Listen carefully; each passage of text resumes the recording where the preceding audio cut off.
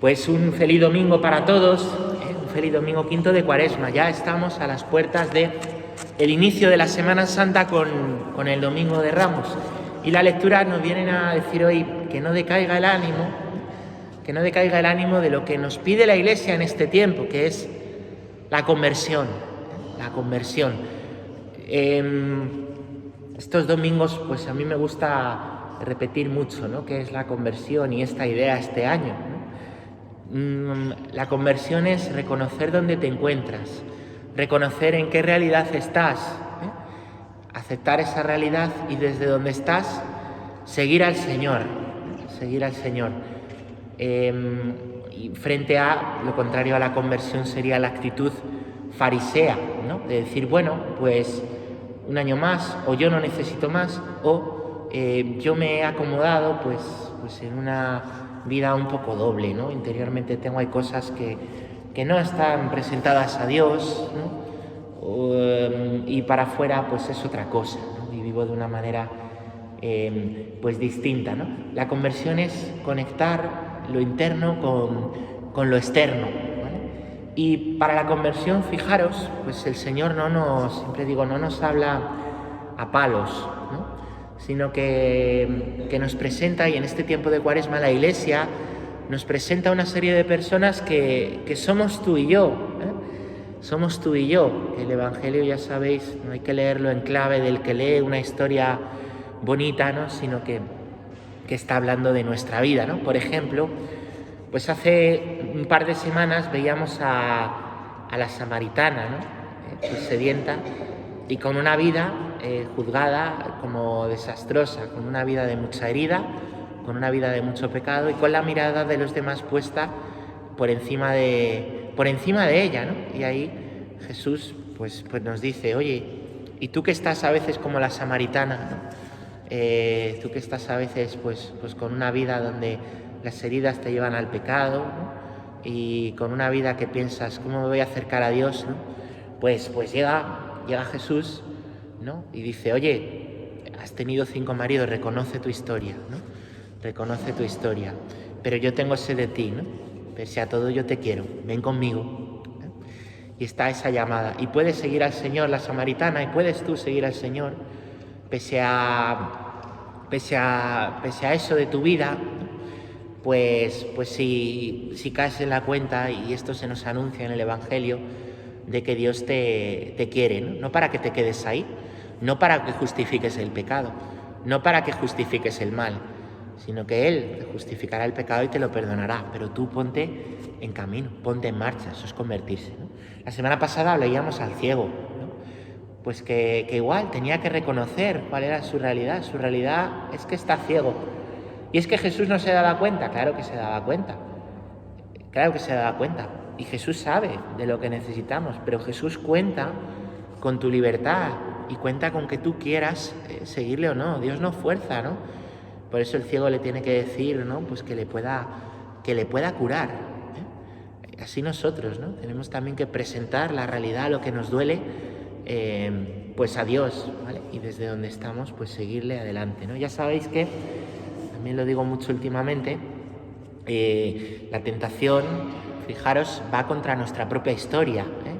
La tentación te dirá que lo que eres está mal, que lo que haces fatal, y que lo que tienes mal, y que lo que son, hacen o tienen los demás, eso es mejor, eso es estupendo, ¿no? Y ahí está el engaño, porque si tuviéramos la vida de los demás, o fuésemos como los demás, pues querríamos otras vidas, ¿no?, y otras cosas, ¿no? Nos pasaría exactamente lo mismo.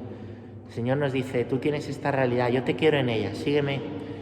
No se trata de tener la vida ideal, que no existe, porque tenemos la herida del pecado original y tenemos debilidad.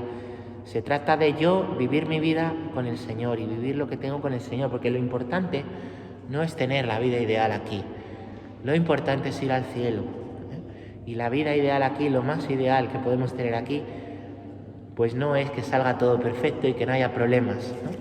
Lo único que vale la pena aquí verdaderamente es, sea como sea nuestra vida, estar con Jesús y contrastar continuamente nuestra vida, pues para que sea la palabra de Dios la que vaya moldeando nuestra vida.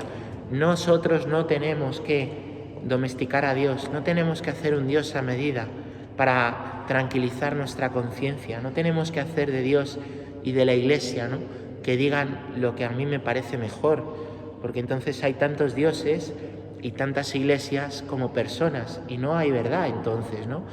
Nosotros vivimos en un tiempo muy marcado por un relativismo grande. No sé si habéis oído alguna vez pues esto, ¿no? Cada uno tiene su verdad, que si cada uno tiene su verdad, pues es terrible. Cada uno vemos las cosas de un punto de vista, ¿no? Cada uno conocemos mejor alguna cosa, pero la verdad es una, ¿no? No puede haber tantas verdades como personas, porque entonces estaríamos pues en la mentira, porque una cosa y su contraria no pueden ser verdad al mismo tiempo. Por eso, precisamente la Iglesia no cambia en su enseñanza, ¿no? En todos los tiempos hay una tentación histórica también, ¿no? Igual que tenemos la tentación las personas de decir que mal mi vida, hay una tentación histórica, ¿no? De gente que dice que mal la Iglesia y hay que hacer justo lo contrario, ¿no? Y es una tentación, es no ver que el Señor está y va guiando también la vida de la Iglesia, y que lo que nos enseña la Iglesia no es un tema ideológico, sino que la Iglesia conserva y nos enseña la palabra de Dios, que en ocasiones no es sencilla, pero que siempre es segura. Y la Iglesia nos enseña la palabra de Dios como Dios nos la ha enseñado, como Cristo nos la ha enseñado, diciendo la verdad, aunque siempre con caridad y con misericordia, ¿no? Por eso, fijaros, y esto también es la Cuaresma, nosotros tenemos que reconocer nuestra miseria, reconocer nuestras heridas y reconocer nuestro pecado, es decir, reconocer que somos miserables, ¿no? Tenemos miseria, somos miserables, pero al mismo tiempo no nos podemos quedar ahí, porque si no nos hundimos. Tenemos que ver que aunque tenemos miseria y somos miserables, el Señor es misericordioso, y no nos da palos, como a veces nos pasa entre nosotros, ¿no? Sino que nos llama: oye, estás ahí, vale, no te quedes ahí, yo te quiero, sígueme, ¿no? Hoy, a quien se nos pone, después de la samaritana, el ciego, estos días, es a Lázaro, y es la resurrección. Lázaro estaba muerto y resucitó verdaderamente, ¿no? Hay también quien he escuchado afirmar, ¿no?, que bueno, que todos estos milagros del Evangelio son mentira, son símbolos, ¿no? Son como historias bonitas o fábulas, ¿no?, que tienen un significado después. Y no, los milagros de Jesús son reales, y Lázaro resucitó verdaderamente, y resucitó en vida. Hubo personas que lo vieron, hubo personas que lo han puesto por escrito, hubo personas que lo fueron contando oralmente, y nos ha llegado hasta nosotros, ¿no? Es un hecho milagroso, ¿no? Y es cierto, y ciertamente de aquí, bueno, hay dos enseñanzas yo quiero sacar, ¿no? La primera es que nosotros también estamos llamados a la resurrección, nosotros también estamos llamados al cielo. Eso es lo que pedimos para nuestros difuntos, la resurrección, y es lo que pedimos un día para nosotros, la resurrección, porque la muerte ha sido vencida, porque la muerte ha sido vencida por Jesús, y ahí pues la muerte se ha convertido en un paso a la vida eterna, ¿no?, como es un paso nacer, ¿no? Los primeros cristianos hablaban de la muerte, se referían a ella como el paso a Dios, ¿no? El paso a Dios, o el paso de Dios para rescatarnos totalmente, ¿no? Y esto lo tenían muy claro, ¿no? Pues no perdamos esta conciencia, ¿no? Sea como sea nuestra vida, nuestra historia, estamos llamados a la resurrección. Por eso vamos a vivir, y ser cristiano y la conversión continua es esa, vamos a vivir continuamente pues para el cielo, para el cielo, es así, ¿no? También me oís decirlo a veces, ¿no? Uno se está preparando durante años para estudiar, se prepara durante años para trabajar, se prepara durante años para cosas que están bien, oye, para luego tener una profesión 20 años, 30 años, 40 años, el que más, ¿no? 50. Y oye, pues si nos preparamos también para desempeñar un trabajo toda nuestra vida y la vida eterna, ¿cómo no nos vamos a preparar? O mejor, ¿cómo nos vamos a preparar para la vida eterna, ¿no? Si se da tanta importancia a cosas que son para este mundo, y para las cosas eternas, pues cómo no nos vamos a preparar con la vida entera, ¿no? Y la segunda enseñanza es que aunque los milagros de Jesús son ciertos, también hay una enseñanza alegórica para nuestra vida, ¿no? Y es que nosotros, igual que Lázaro muere, nosotros también podemos tener muertes en vida, ¿no? Podemos tener situaciones en la vida realmente dolorosas, sepulcros que están cerrados, ¿no? Pues bien por una preocupación, un sufrimiento de mi vida o de alguien que quiero, ¿no? Bien por algo que me tiene ahí enganchado una y otra vez, bien por una situación de mi vida que me cuesta aceptar, ¿no? O me cuesta ver a Dios, ¿no? Y el Señor, y lo celebraremos el Sábado Santo, que ya está cerquita, pues también, hermanos, descendió a los infiernos, ¿no? Y esta es una gran enseñanza, ¿no? Que aún en medio de las situaciones más dolorosas de la vida, ahí también está el Señor, que a los infiernos de nuestra vida, ahí también podemos buscar al Señor, que donde tenemos más miseria, donde nos sentimos más miserables, como os decía, Dios sigue siendo misericordioso. Es muy importante conocer a Dios y lo que Dios ha dicho de sí mismo. Y este es Dios. Y lo que sea otra cosa es un engaño, es una mentira, ¿no? A veces se dice, bueno, yo creo que algo hay, ¿no? Algo hay. ¿Tú crees en Dios? Algo debe haber. Pues es que mirar, yo que algo haya, me da igual entenderme, porque a mí que algo haya no me salva. A mí me salva que haya un Dios que me quiere como soy. A mí me salva que haya un Dios que me perdone aunque peco. A mí me salva que haya un Dios que cuando yo lloro y sufro, y cuando yo tengo en la vida cosas que me hacen daño, pues no me da la espalda y puedo recurrir a Él.